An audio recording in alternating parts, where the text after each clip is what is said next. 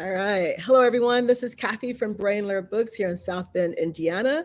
I'm joined by Dwayne Reed and Malcolm Mitchell to talk about Dwayne's new book, Simon B. Rhymin Takes a Stand. Brainler Books is located in South Bend, as I mentioned. We are a Black-owned, women-owned bookstore, and our focus is building a stronger community dedicated around discussion of inclusive literature.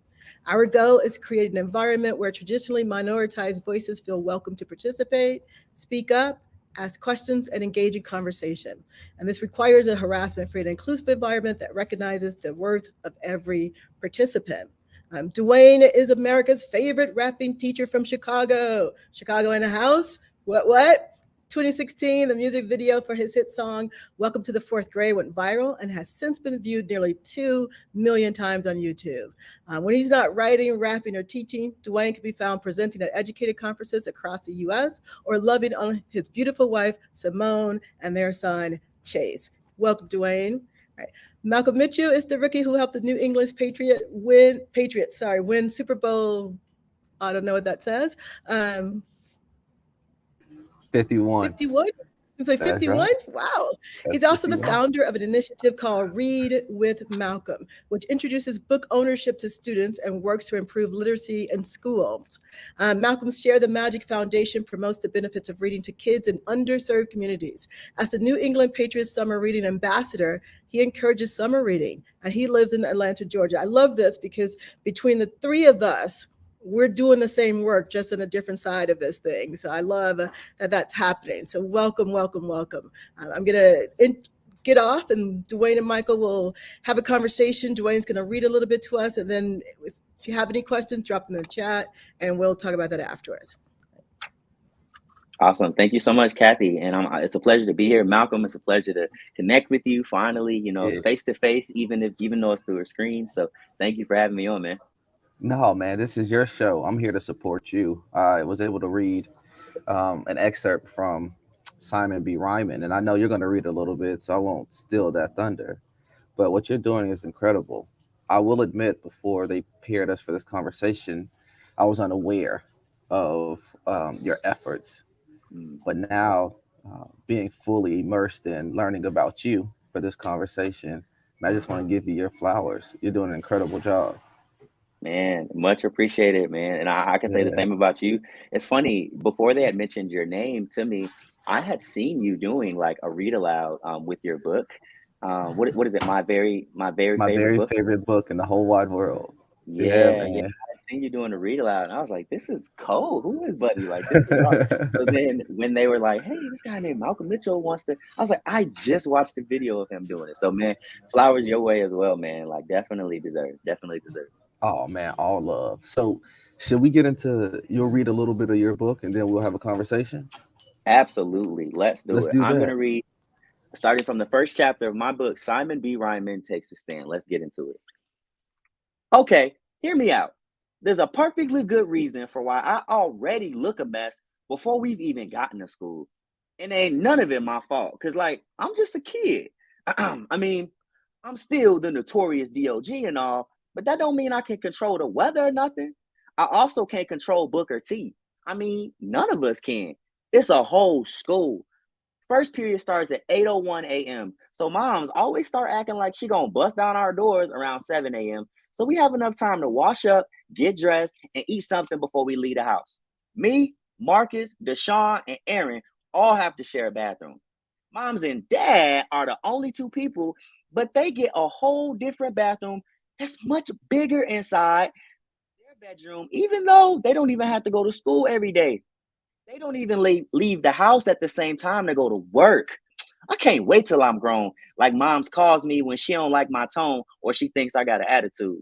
When I'm grown, I'm gonna have 15 bathrooms in my house and I won't have to share none of them.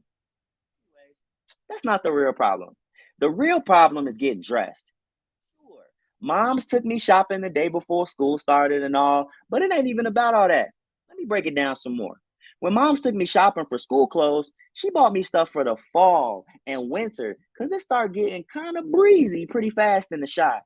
So she bought stuff like hoodies, joggers, jerseys, and a few t shirts for what she calls the last breaths of summer. Even though it's October now and it should be getting chilly outside, we keep having extra hot days like it's still August or something. And to make everything even worse, we can never tell what it's going to feel like inside Booker T. Even Maria complains about not knowing how to dress because we never know what it's going to feel like in class, even though she says she loved the changing seasons, whatever that's supposed to mean.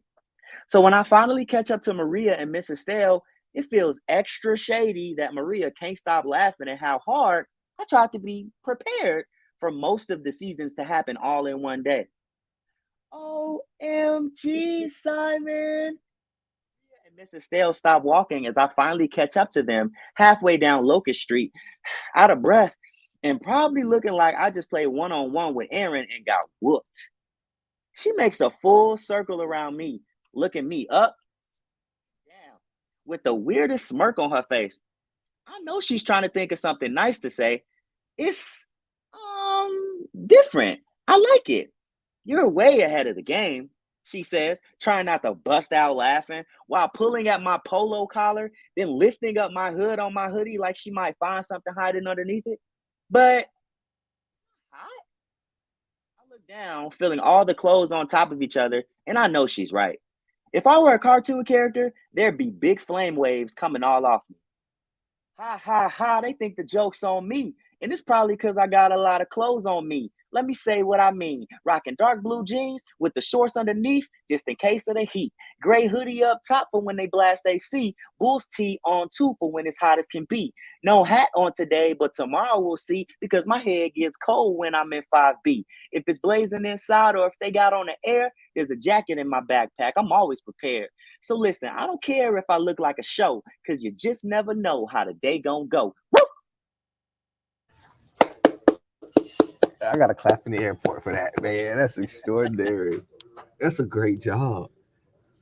Writing a book isn't easy, right? So, what inspired you to write this story? Well, first off, thank you for acknowledging that. Writing a book is not easy whatsoever, man. I was at the library in a study room yesterday, actually, becoming ever more frustrated with myself at the fact that this is hard work. But yeah, man, it's a good work. So I think what inspired it is being able to have readers, particularly for me, and I know with a lot of your work, Black and brown readers, for them to pick up a book and say, oh, that's me. That may not be my actual name, but that's me. He looks like me. She likes the same things that I like. Being able to give them that joy when they pick up a book as opposed to them feeling like it's drudgery. Instead of them feeling like, oh my gosh, this is boring. The reason why I write is because I want people to pick up a book and say, this is fun. This is beautiful. This gives me joy and energy. I want to go out and do something like this. I did a book author visit the other day. And after I got finished reading, one of the fourth graders, he comes up to me. His name is John. John comes up to me and he says, Mr. Reed, I was really inspired by you right now. I said, inspired to do what? He says, anything. I'm inspired to do anything. That's why I wanted to, write this book, and I want to continue to write. So I'll tell you, when I read the first chapter of your book, and as I started the book, I paused within the first 3 sentences. The reason I paused is because of the vernacular you chose to use in your story. I read a ton of books nonstop all day. It's my way of fueling my creativity, and I have yet to come across a book that strategically decided to use that type of language all the way through. And as a kid growing up in poverty, I was able to connect immediately because we use words like that. Not only do we use words like that, we string them together identical. And I think that was the beauty of your story, man. It's not pulling any punches, not trying to be something you're not. And I think that's the message that is extraordinary that I'm going to tell kids about your book. It's the authenticity and just being you. Did you focus on that intentionally? Yeah. Well, number one, thank you for acknowledging that. But number two, yes, man, that's my push in every aspect of my life. How can I be authentically me? Even with my kids, as I'm an educator, I'm a teacher. I'm not trying to be that person that they might have seen on TikTok, or I'm not trying to be teacher of the year. I'm trying to be the best version of myself, Mr. Reed, so that my kids can benefit and experience that authenticity, real. I tell my kids all the time, I'm gonna keep it a buck with you. If it ain't nothing else, I'm gonna keep it a buck.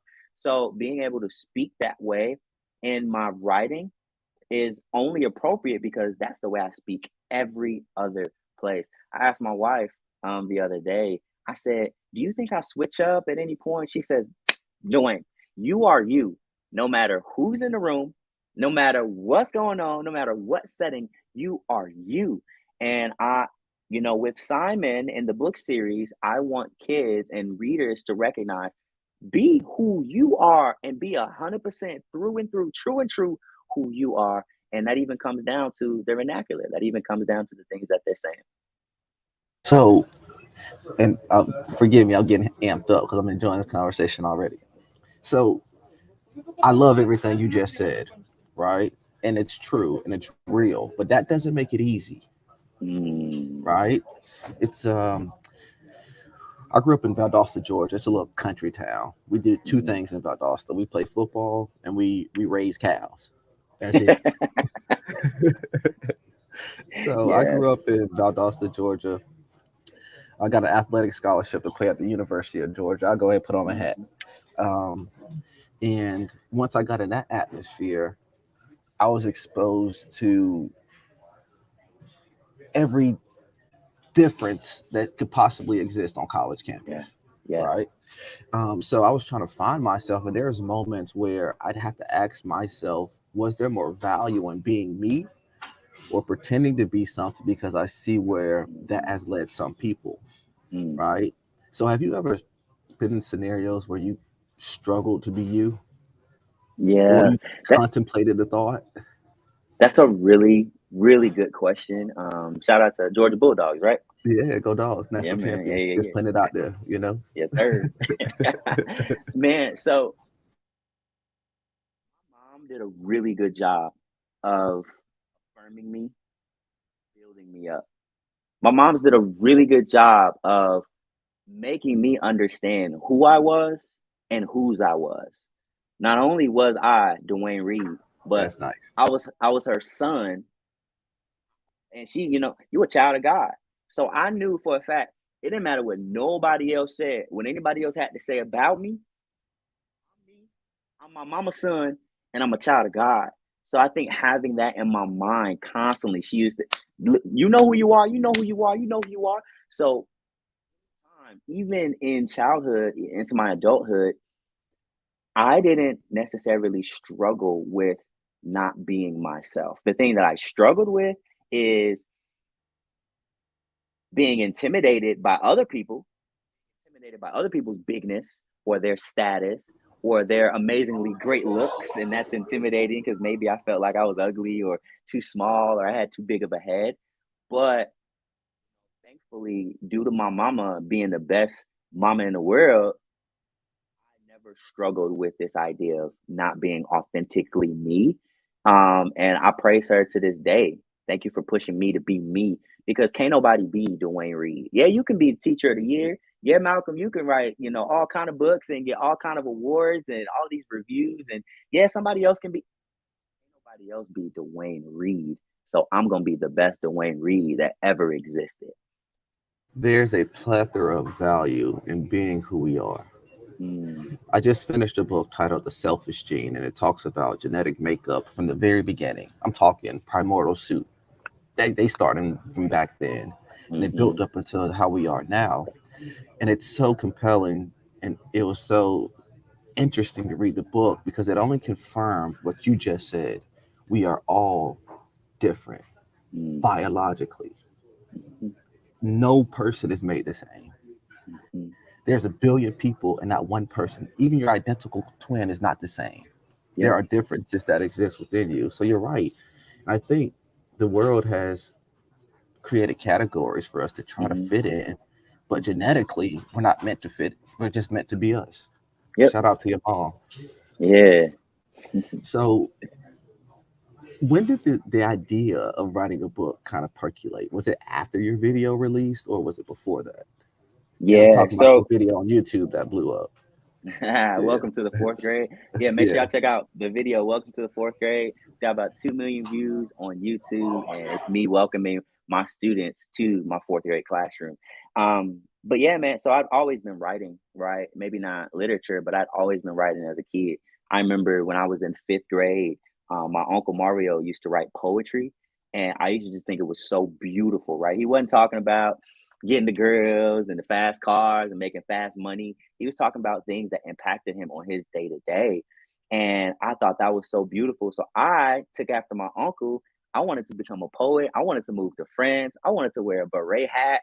I wanted to say wee wee and rhyme wee wee with ski ski and dee dee and all that.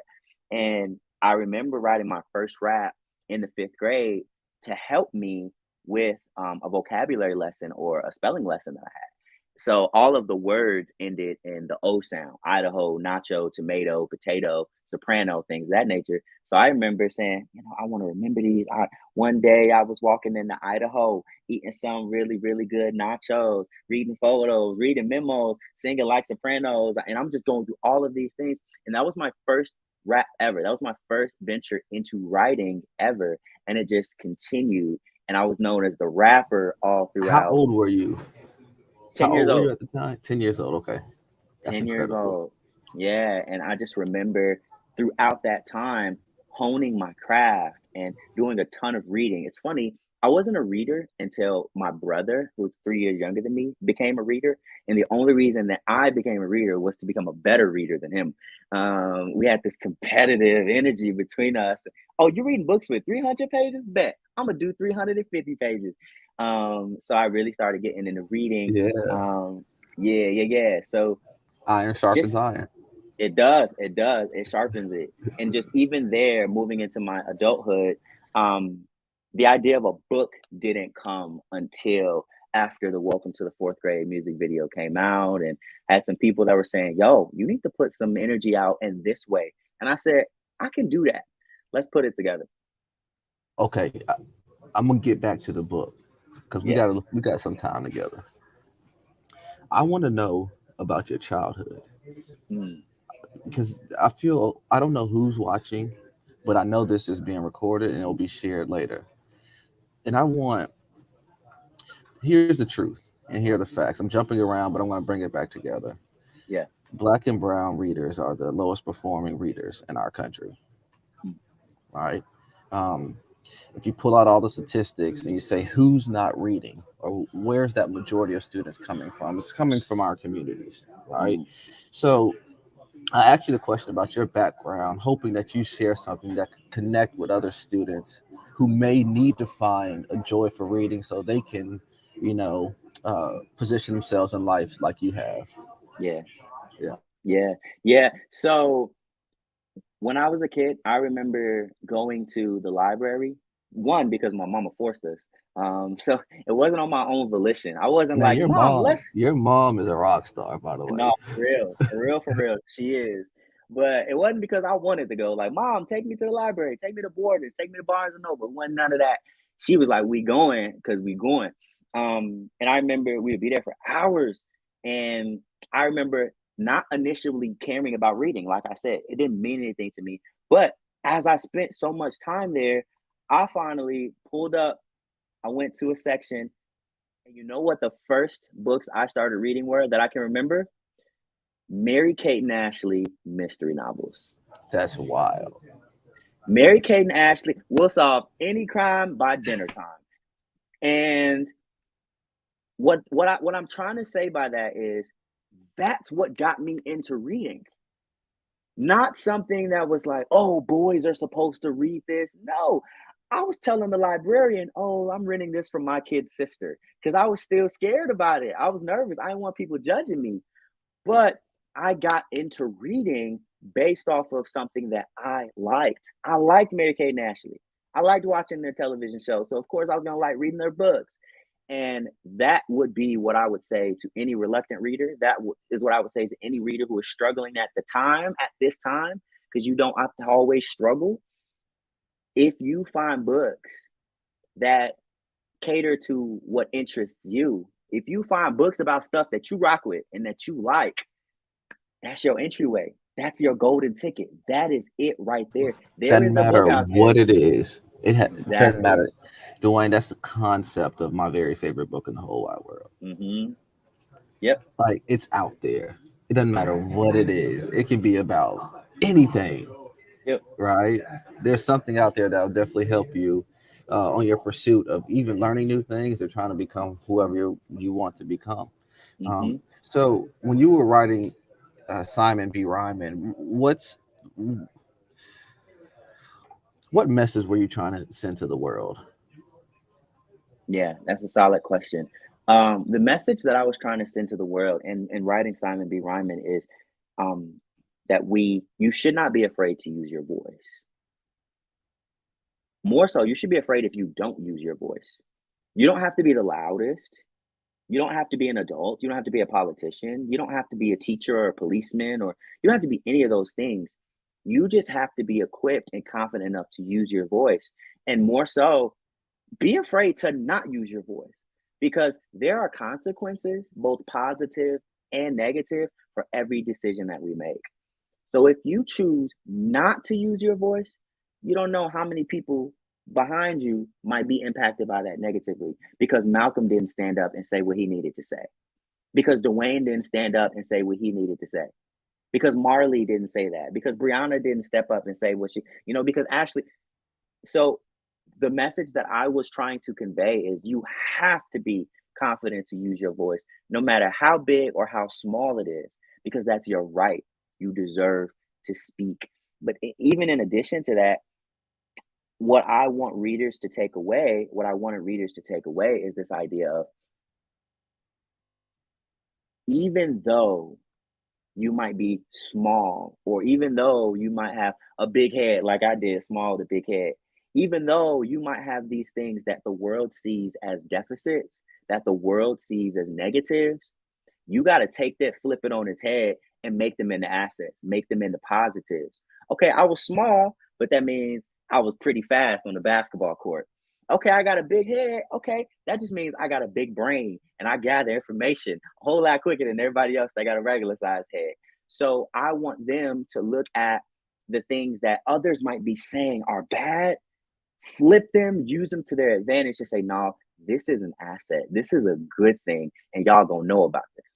I thought being from the country was a stain, Mm. because sometimes you'll hear it come out, especially if you're Sometimes. used You mean the whole time you've been talking, I've been here? you'll hear it come out, man. And I remember when I was in college, I was running away from that, right? Because that's not what the world told me was of value, right? As I got a bit older and started to read and educate myself and be exposed to even more communities, I began to realize value is in the thing that makes us different, Yep. right? The thing that makes you different is what makes you valuable. Because if Yes. you're just like the next person, Yeah. Yeah. so I just go with the next person. Yep. yeah, so you're absolutely right, man. Finding a way to embrace ourselves and then share it Yeah. unapologetically, Yeah. right? That doesn't Yeah. mean you won't be afraid, but you have a voice and it is of power and it's unique. Mm-hmm. Find it and try Mm-hmm. to use it. So, what inspired you to become a teacher, an educator? Is it that same mentality or is it something else? Yeah, good question. Man, when I was in college, I didn't know what I wanted to do when I had started off. Yeah. Um, so I actually ended up dropping out of college initially. I was at the Purdue University and I ended up dropping out of school because I didn't know what I wanted to do. But then I took a bunch of tests and some surveys and questionnaires, and all of them kept pointing towards service, service, service, serving others, serving others. And I was like, well, I can't be no nurse because I don't do good with blood. So that's off the cross that off the list. But teacher was in that category as well. And I thought, okay. So I began watching YouTube videos, day in the life of a teacher, day in the life of a male teacher, day in the life of a black male teacher. And I started thinking, I could do this. So I started volunteering at these after school programs with kids. And I said, I really love kids. And the thing I love the most about kids is their authenticity. I love that kids is gonna be kids. It's gonna be kids. It don't matter where. If they from Georgia, if they're from Chicago, it don't matter. They gonna be them. And I thought, I love being around people who are naturally and authentically themselves all the time. Why don't I make a living out of it? Plus, I think I can do teaching kind of, quasi well. So, man, it was a natural path for me to just jump into it. I feel like I'm one of the best versions of myself whenever I'm around kids. And if I can get paid to do that, I ain't getting paid much, but if I can get paid a little something to do that, then that's where I need to be. Respect. So, how soon after you got your job as an educator did you infuse rapping into your teaching method? Mm. Was it Yeah, man. immediate or did you feel it out first? Yeah, no, that was from the jump. Just kind of like what you're saying, Malcolm. Like, you have to be you, and that's where you find the value in you being you. So even when I was in college, in some of my teacher training, I was coming up with rap songs or coming up with, I like to call them sing songs. They're songs that you sing and songs that you rap. I was coming up with all kind of songs and presenting them as my assignments in class, or going into these little I went to a rural college, a college in a rural area. So I'm going to these rural schools where the kids are like, "Are you black?" And I'm like, "Yeah, I'm black. I promise I am." And I'm singing to them and I'm rapping to them because I knew, just like I know now, like everybody remembers the ABC song. And as a result, everybody know the ABCs. They know the alphabet. So I knew that connection neurologically, that music connects with whatever you're trying to learn. So I said, "Oh, let me marry them and let me, be about my business that way." So it was from jump that I knew rap was gonna be the thing. So I'm gonna pause, and I just want to shine a light on your fearlessness Mm, because it's impeccable and it's beautiful. mm, People, Dwayne, people don't take that approach to life. Not a mm, lot of people, and I can't say I always have. The idea that you you feel like you know something based on your experience, you can see its value, and regardless of what people think or say, you do it anyway because you know it's mm. the best that you can offer. Thank you, Man. because that everybody doesn't do that, and everyone doesn't have that fearlessness, right? Mm, Sometimes we walk around being afraid of what people will say or what they'll think versus focusing on the desired outcome. And all you want to do is help students. And you knew rapping would yeah, do that, right? Have yeah. you gotten any negative feedback? Have I? Man, put out it, that welcome to the and fourth to make grade. it a positive, I want you to share the negative feedback, but then give me a positive after that. Okay. Of course. Yeah, yeah. When I came out with the Welcome to the Fourth Grade music video, and it started getting traction, and people started watching, and I started getting Good Morning America and all the news syndicates like, "Oh wow, what's this?" That overwhelmingly 98% of the people who saw it were like, "Kudos, praise to you, this is awesome." But that 2%, I had people on, I don't know if you're familiar, I don't want to even say the website, but it was a website that, we know about, where people were dogging the mess out of me. They were saying, "I look like this, I look like that, his head's so big, he's so ugly." Weren't even paying attention to the content of the song, but just looking at me, again, what's on the outside, not what's coming from the inside. And I had, 2% of some people in education who were like, "That's not how you do education. That's not right. This is just a song and dance, and that's not how you reach the kids and connect." And there were times where I would kind of doubt myself in that moment, like, "Dang, are they right?" But then I would look at that other 98%, and then I would look at 100% of the kids that interact, 100% of the kids that interacted with me, and I would say, "Who am I going to believe? Am I going to believe these haters? Or am I going to believe the very people I set out to impact?" If 100% of the kids that heard that song and watched that video are like, "Yo, that's raw, Mr. Reed, what you got to teach me? Can you make a rap with me?" If 100% of the people that I sought out to reach have communicated to me that they've been reached, I'm not listening to that other 2%. There's no way. There's no point. There's no reason. So, man, ever since that point, I just said, "This ain't for you, for that 2%. This ain't for you. Go ahead, keep scrolling, keep looking elsewhere. This ain't for you. This for the 100, this for the kids." You know, this for those educators who need a little inspiration. So that's how I guess I kind of made a negative into a positive. So it was an innovative approach, right? You were just being you, but you just being you brought something different to education. Now, regardless if schools in Georgia adopt that or not, you can't control that, but now you've exposed the world to this opportunity. And just to back you up and support, music is the most influential form of creativity this world has to offer. Yes, sir. So using it in the classroom as a way to connect and encourage students kind of seems like common sense, but I'm not an Yeah. educator, so I'll stay in my lane. I'm gonna stay in my lane. Oh man. So we have some similarities, but we may also have some differences. I'll share a little bit about me. I grew up in, again, Valdosta, Georgia, and I grew up with just my mom, my older brother, and younger sister. I was the middle child, and books were evanescent, forever fleeting. They were never around. We had the Bible. We Yep. had the Bible because we were praying to get out of our current situation, right? So, like, there's this complete disconnect from the value of books in my eyes as a child, right? There were no books around. The school has libraries that you dread going to, and there were no tangible examples of education taking you anywhere. You couldn't look across the street and see a doctor or a lawyer or a very accomplished educator. Those things that exist, right? Yeah. As you know, based on what's in the book, your mom told you not to go next door because you didn't know what you're going to be walking into. So I grew up with this misunderstanding of the value of education. Yeah.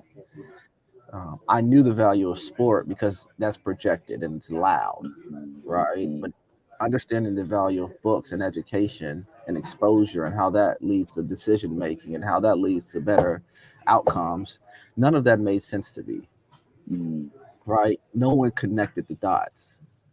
I was always told to read to pass a test. I didn't care about the test. So I got encouraged to read. Yep. But once I began to understand I could read my way into a better future, that's when it became a whole different activity. Yeah. Right? How do you encourage your students to read when it seems like they may have that same disconnect that I had as a child? Yeah. Yeah, and thanks for sharing your backstory, and because it helps us understand where you are now, and even gives us a glimpse into where you're headed. So thank you for sharing that. I think the first thing that I do as an educator is model that for my kids. So my kids always see me with a book in my hand, or I'm always making recommendations to my kids on what they should be reading, what they might like to be reading. Hey, look, I know you don't really rock with this, but I read this book and I think you might like it. Just give it a shot. Just even yesterday, one of my scholars from 5 years ago, she ended up texting me, "Hey, what's up? Just checking in, Mr. Reed." And I said, "What you doing?" She said, "I'm bored." I said, "Oh, okay." And at the end of the conversation, I said, "Hey, maybe you should check out a book. I guarantee you won't be, so bored after reading that book." She said, "All right, Mr. Reed, whatever, man." I said, "Okay, love you too." So I think really modeling for them that reading is cool. And I don't even have to be over the top with it. I don't have to be like, "Hey guys, reading, it's amazing. It'll be the best thing in the world for you." No, I can just be doing it, and by virtue of them seeing me do it, it can become cool to them. So that's the number one thing that I do. But then also too, I gotta back up. I have to back up what practice what I preach. And what I mean by that is, so I'm telling my scholars about certain things that I read all the time, even if they don't want to hear it. Even if the first thing out their mouth after I say something is, "Okay, Mr. Reed, we don't care." I'm like, "Yeah, well, you don't care now, but eventually you might care." So I got to be, doing my due diligence for those kids who might care in a little bit.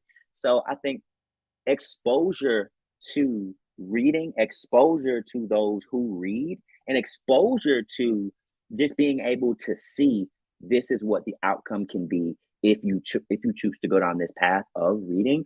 Man, I think that is huge, and I think that it can never be There can never be too much exposure to the world of literature. Dwayne, it changed my life, man. And, Mm. and I want you and I to have another conversation where I'm not sitting in the airport, people walking behind me, and I can really, have an intimate conversation with you about some of the things I've experienced, and then I can dig more into your life as well. Because I think maybe the visual representation of our conversation can be of some value to communities that we want to serve if we can just keep this going. We only have a few minutes left, and I want to praise you again for Simon B. Rhymin, but I also want to hear Thank about what's next. Yeah. No, definitely. Let's link. Let's connect and let's keep this going. Like you said, bro. Yeah. I might gotta make that trip down to Georgia too. So you Come just say on, the man. word. I don't got no problem getting on a plane, as you see. I'll Yeah, yes, come see sir, yes, you. sir. No, but man, what I have next. So the third book in the Simon B. Rhymin series is on the way. It's en route. So I'm real jazzed about that, man. And in that book, you're going to see in book number 2, you see Maria step into the forefront, and man, she loses her debate team at school. So, Maria's feisty and fierce, and she's not going for none of that. So she steps up and puts a petition together along with Simon, who comes and helps bridge that gap between uh, the lack of resources, but then people who can actually do something about it. And Simon uses rap to bring the community together. So that's what happens in Simon B. Rhymin Takes a Stand. In the next book, you're going to see CJ kind of come to the forefront. CJ is Simon's best friend. He plays basketball, but he's kind of like a low key leader. One of those leaders that don't know they have leadership quality, even though they really do, man. He's got some issues and things that he needs to work through as well. So Simon B. Rhymin book 3 will be out. And then next year, I'm super excited. This is my baby, my first picture book called All Good in the Hood. Yes, Now you All know. Good in the Hood. Yes, sir. Now It I'm is gonna go ahead and put about this out there. We got to do something together easy. because Say the I live in word. I live in the picture book world now. Yes. When Yes. you're ready, you have your people call me, Yep. and I'm coming to Chicago. Oh, let's do it. Say That's less. a promise. It's it. It's it. Okay. It's it, Okay. man. Sorry to So interrupt you. I yeah. got excited. Keep going. Nah, you good. That's my world too, man. I'm finna hopefully. But yeah, Yeah. so No, you got it. You got it. All Good in the Hood is about these brothers that live in the hood. The younger brother is scared of his community. He's scared of the sights and the sounds. But his bigger brother is a protector. His bigger brother is comforting and supportive. And he lets his brother know throughout the entire story, no, it's all good in the hood, bro. Oh, that dog that's on that gate that's barking. No, I got this. I'm big bro. Scram. Dog runs away. It's all good in the hood. Oh, them cars that's driving down the street and they look like they go, come over here, little bro. I got you. It's all good in the hood. And what I want for readers to pick up, whether they're 5 or whether they're 55 or 105, I want them to pick up on the fact that the hood is beautiful because there are people there and people are beautiful. There are people who work there. There are people who live there. There are people who grind there. There are people who love being there and love this space.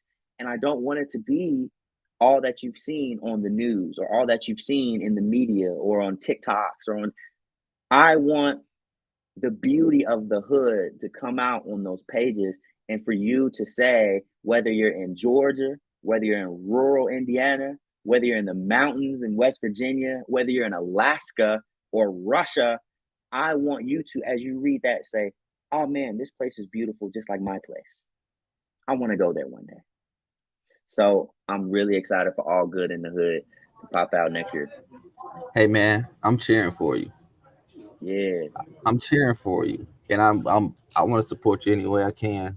I know our time is running thin, but man, you're doing some incredible things, and you're making a huge impact. And you're inspiration for me because Thank you. when I started this process, I didn't know there were black authors. I Mm. knew of Shel Silverstein, and that was it. Right. So you're setting a template for your students. I don't know if your students, for all of us who are looking up to you. So thank you for that. Thank you for that Yeah. representation. Thank you for doing a great job at it too. Yeah. Well, thank you. And if I can, I think one thing I pride myself in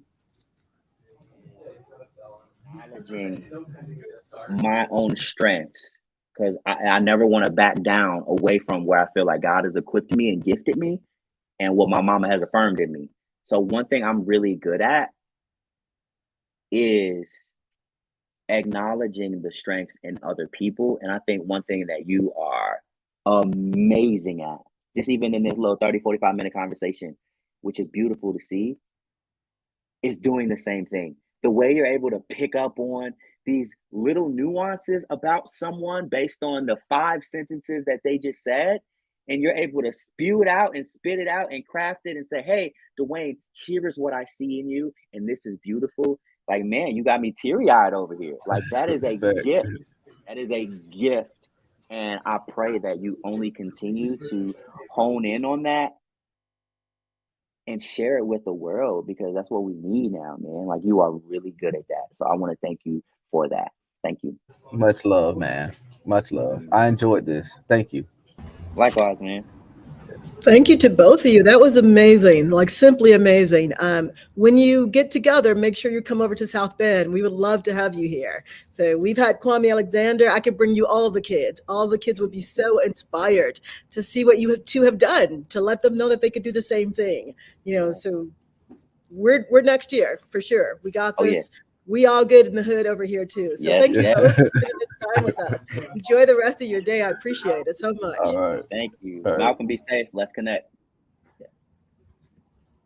All right, that was amazing. Thank you for coming to see Dwayne and Malcolm. They will be probably about 5 minutes after this. You'll be able to see the video. You can pass it around, send it to schools. We want to make sure that everybody has an opportunity to listen to these two speak. Thank you very much.